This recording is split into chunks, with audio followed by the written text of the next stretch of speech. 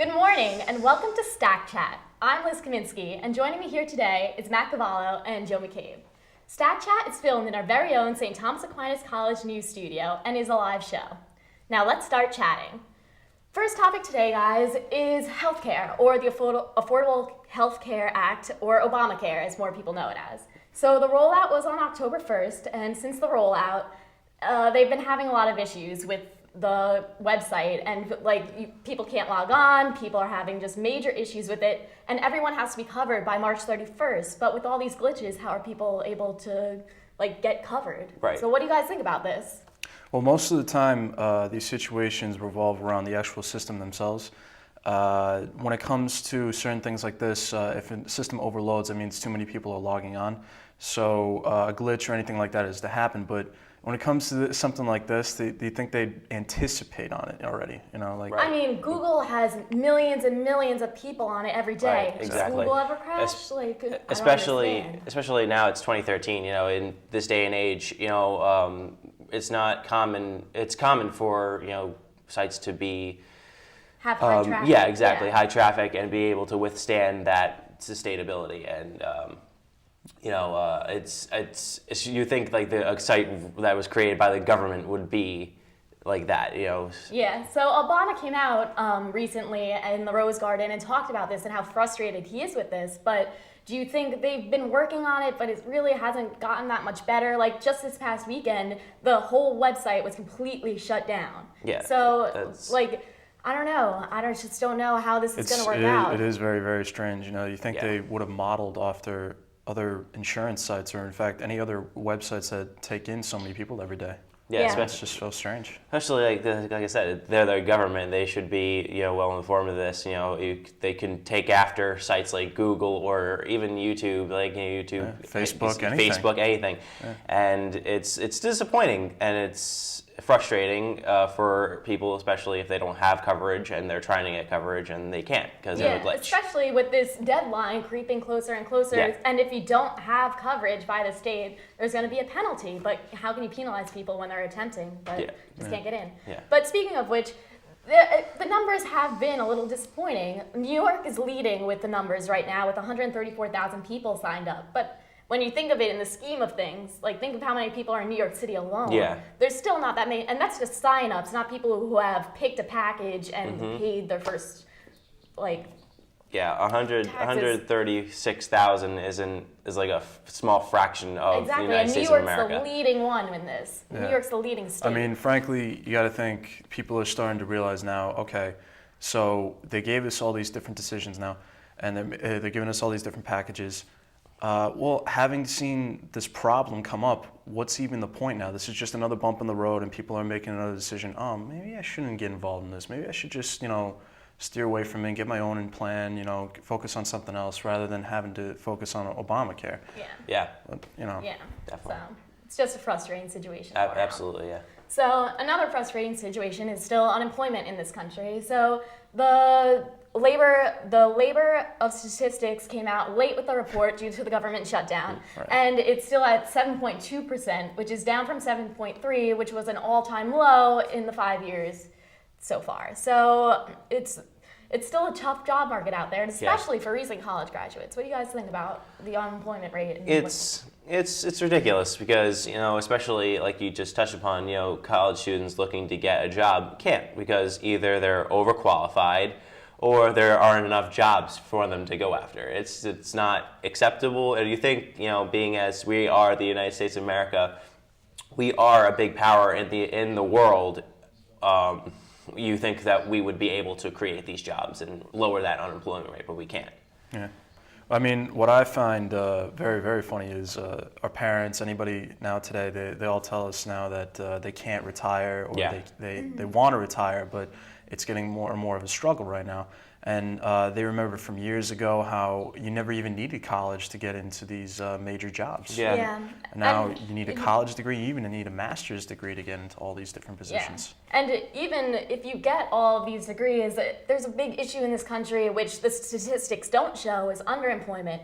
College students are graduating with masters, with degrees and trying to get jobs, but ending up working in a Starbucks. So and there's no statistics on that. So that's another major issue. Well, there is that one statistic. They say that 51% of most people that graduate with a degree don't end up getting the position that they want in their major. So I mean, it's apples and oranges right now. Yeah, it's got to change. It's definitely not a good situation. No, not at all. Well, I guess we'll go on to more lighter topics now. So, in the world of entertainment, Walking Dead on Sunday. Oh, man. man. You tuned into that on. It was really good. It was a really great show. Very entertaining. I think that was probably one of the better episodes of the season. And just, as a spoiler alert to everybody, so Carol killed Karen, and who was the other guy? Marco, or was it Mike, or? Yeah.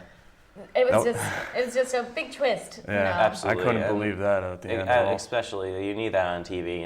It's TV shows can get really bland and boring, and especially you need something, a curveball to keep it going, keep it fresh and keep it going. That's why.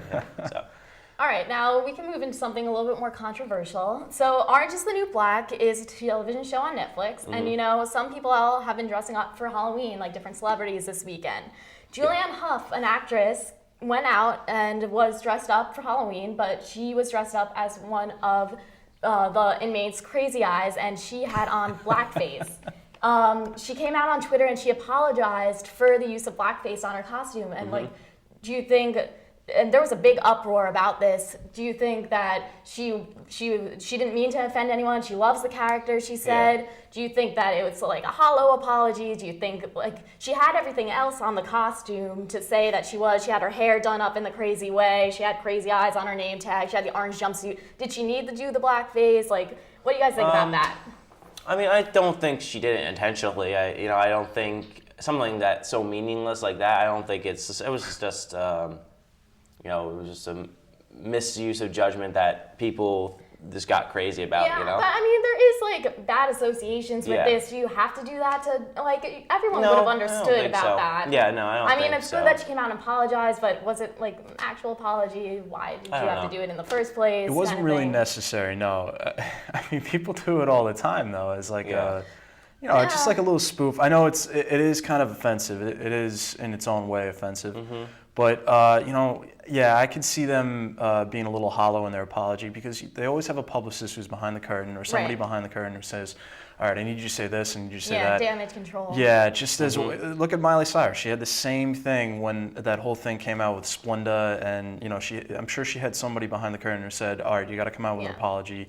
But your father's going to have to come out with an apology. Yeah. And look at her now. She's like the new Britney Spears. Yeah, and I mean, this isn't the first time that this has come up during Halloween. Heidi Klum, which is known for her crazy Halloween costume, she dressed once as a Hindu goddess, and there was a big uproar about that, stuff like that. I guess this is something controversial every year. Yeah, probably. Yeah, and you can expect Lady Gaga to be in the middle of that or something. Yeah. It's just, I don't think she meant anything by it, but I mean, I can see how it is offensive and people would be upset about it, though. Okay. All right, and how about you guys have anything about music or anything like that? Lately I haven't really been listening to anything. I've been kind of on I haven't listened to anything new recently. Nothing's really changed. I've been hearing a lot of Katy Perry lately, just that one song. She's got a new song out. And speaking of kind of the music industry, Kim and Kanye got engaged. Oh, right. Yeah. That's right about that. She got that big rock on her finger now. Do you think that'll last? How long do you think that'll last, guys? I don't know. You never know with the two of them. I'm putting $20 on less than the 72 days that she was with the other guy. So I'm gonna give it about 2 weeks. 2 weeks. Yeah. That's a good. And then there's gonna be a problem brought up. Yeah. She's probably gonna use it as a money. The wedding as a money plot, exactly. She did the last wedding. It's all the same with her. Nothing's ever gonna change. Yeah, no. All right. So, Halloween's coming up this Thursday. STAC had its Halloween dance last Thursday. Did anyone go? I did go, yes. How was it? Was there a lot of people out? There was a lot of people out. It was a little bit of a different take. People weren't dancing as much now. I've never actually seen this before, but a lot of people were playing pool. They were playing a lot of different little games, which was kind of cool. But yeah, it was nice to see a different change of pace instead of going nuts on the dance floor. You know, you want to see something different like that. Yeah. Yeah. That's cool. So, all right. So here's another controversial topic that we can talk about right now. How old is too old to go trick or treating, guys? How old is too old? Ooh, I don't know. The kid inside of me wants to just jump out and say, like, forever. There's like a 2-year-old in you that's just like, Yeah. I want to be Batman. Candy. I want to be a Ghostbuster. I don't know. I don't trick or treat anymore. Yeah. I think I cut it off at like 8th grade. I think that's when I cut it off. But I mean, I don't think it's like a personal. I think it's a personal choice. I think it's something that you have to be comfortable with. I mean, maybe not like an adult, like 35-year-old adult. That would be kind of creepy. But like I'd say like maybe after. If college students want to go trick or treating, you know, to each their own, right? That's a little old. I mean, how old were you guys when you quit trick or treating? I quit when I was eighth grade. That's when 8th grade? that was like my last year. Yeah. I guess sometime in high school. I don't know. I guess I was 11 or 12. I think it was like Darth Maul or something probably. And I was like, you know what? I'm not gonna go out here like this. I look like the devil. Like it's so weird. You know what? All right. You know what, Mom? Enough. So let's talk about maybe some things that college kids could do now. You know, in New York City, they have this huge Halloween parade. And there's over 2 million people in costumes that go to this parade every year. And, you know, it's just everybody out having a good time. It's not necessarily trick-or-treating. You're just out in costume having a good time. Would you guys go to that? It's in the Village, 6th Avenue. It seems like it would be a fun time. I'd probably take a shot at it. Yeah, I never same. actually went, but I hear a lot of good stories. A lot of people have a very good time with that. Yeah. So. Yeah, I mean, I think there's a lot of things that college students can do too to celebrate Halloween. Don't have to go trick or treat, and they can have, you know, if they're of age, you know, they can have their own parties and their own fun. You know, the way, you know, I mean, you know, I've had siblings that do that like, all the time. They have Halloween parties. They dress up with their friends. You know, have a little fun. There's nothing wrong with that. There's a lot of different ways. You know, I'm sure anywhere in the city or even in New Jersey, there's just like parties that you can. Community parties that you can go to. You know what I'm really looking forward to is the drive-in movie night tomorrow. That looks really fun. That's like a fun way to celebrate Halloween. I haven't done that in years. Yeah, I haven't done that in years. Yeah, it looks so much fun. It's gonna be. That should be cute. I think it's sponsored by the Commuter Club too. So that's a cute idea. Yeah. And so, do you guys want to talk about sports a little bit now? Sure. Well, the Giants won. Yeah, they finally won another game. They finally won another game. 2 in a row. Wow. That's like. It's like. Oh yeah, I was screaming in my dorm, you know, like, you guys better win, come on. Oh my God, 2 in a row, wow. Yeah, so you know, maybe they'll start to pick it up a little bit now. I mean, do they have a shot at the playoffs? Let's just talk about that. Do they even have a shot at the playoffs at this point? It's very too early to tell because you look at like if they go seven games lost, then they have no shot at all. Yeah. You know that for a fact. Like right now they're at what 6, I think. Yeah. So they're 2-6. If they lose one more, that's it. I have no more faith in them. Yeah. They're done. All right. I mean, they might get the draft pick. That'll be great, but that's about it. You know. I think that's. I mean, I don't know. I mean, there have been miraculous comebacks in the past, and Giants have been in many of them, absolutely. Yeah. But you know, it's pretty uncommon to see from 2-6 to go, you know, 8-6 and win the Super Bowl. I mean, I'm not saying it's not impossible. I'm not saying it's impossible, but it's pretty uncommon. Well, that second year when they won the Super Bowl, 2012. Yeah. That was an insane year for them because they were like 13 and 8. Yeah. Or something like that. That was caught us completely off guard. I never saw that coming whatsoever. Yeah. I mean, Raul, I think he's one of the players on the Giants. He was saying that he can see himself going 12-0 in the remaining of the season, but. That's, you know, this is all skepticism. Yeah. You know, you never know what might happen. Yeah. And the other New York City team, Jets, well, they lost. They lost pretty badly to the Bengals. That's no surprise.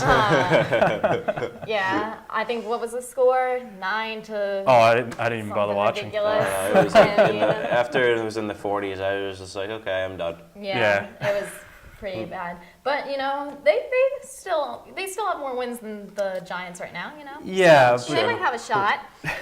They always say that, too. Like, all the major Jet fans, they'll come out and they'll say, like, all right, we're gonna start it off great, and then we'll go into a little slump, and then we're gonna make a comeback, and then we're going into a major slump, and then that's gonna be it. That's usually them. Yeah, I don't know. I think I think the Jets have a better shot than the Giants do right now. Yeah, just judging by both of their scores. Yeah. So do you want to update us on hockey a little bit, Matt? Sure. The Rangers Devils. Well, last night the Rangers lost 2-0 to the Montreal Canadiens. It was their first home game. Henrik Lundqvist came back from injury. He just started. I think it was his first start in 2 games. Both. It's sad because both teams, the Devils and the Rangers, aren't really looking that great. I joked, it's like I think it's the first year that they're both not going to make the playoffs this year. But there is still time. There's 82 games in the season, and last year Washington came back from last and made it to third, and then obviously they made it eighth. They made 8th seed in the playoffs. So I mean, anything's possible. I think the Devils do have the roster to come back. I have faith in that. I do, and same with the Rangers. The Rangers have a talented roster. I think that they both could shock people. Right. And the Islanders too. The Islanders just made a big trade for Thomas Vanek, which is for Molson. I'm not sure how I feel about that because Molson was such a big key to their offense. But Vanek's very talented too. So right. I mean, we'll see. Yeah. We'll see. All right. Well, thanks guys, and thank you for joining us today at STAC Chat. I'm Liz Kaminski. I'm Matt Cavallo. I'm Joe McCabe. And we'll see you next time.